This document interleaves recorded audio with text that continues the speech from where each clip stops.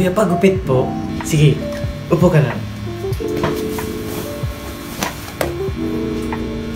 Anong gupit, sir? Kuya, yung low taper fade po. Yung mababa lang. Ah, sige, sir. Tapos, kuya, yung likod. Yung pwedeng itaas-taas. Tapos, yung ibabaw naman, fringe siya. Pero huwag niyo babawasan. Fringe, tas hanggang dito.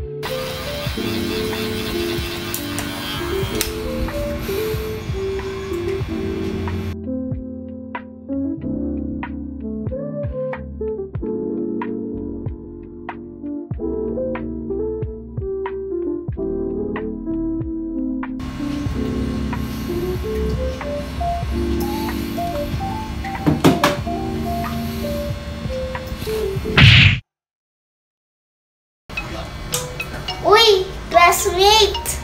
Classmate JR, nakapag-review ka ba kahapon? Oo, 12 AM na nga ako natapos eh. Eh, ikaw, nag-review ka ba? Hindi nga kinakabahan nga ako eh. Huwag kang kabahan, lagi ka naman nakakasagot kay teacher eh. Samantalang ako, wala akong may sagot. Hello class! Nagsisimula na po ang klase natin. Oh, ayan si teacher. Galingan mo ha.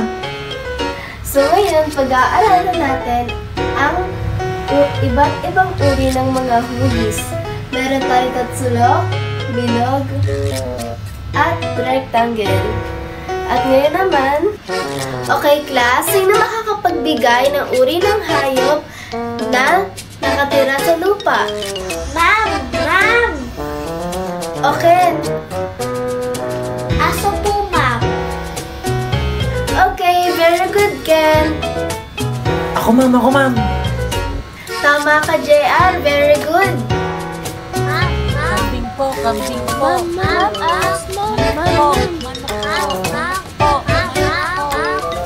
Tama ang inyong mga sagot, mga bata.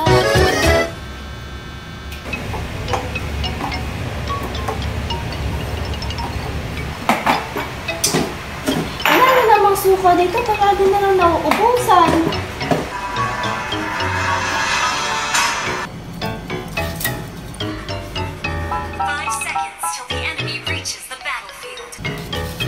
JR! JR!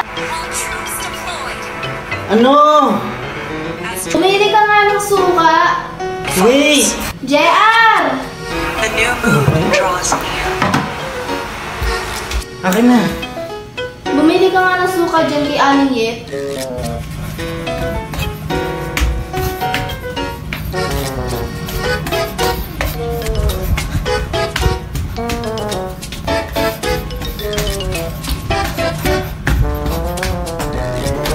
Pabili po na suka.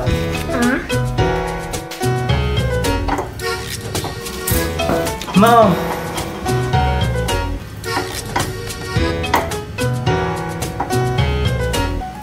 Wala na rin palang asin dito.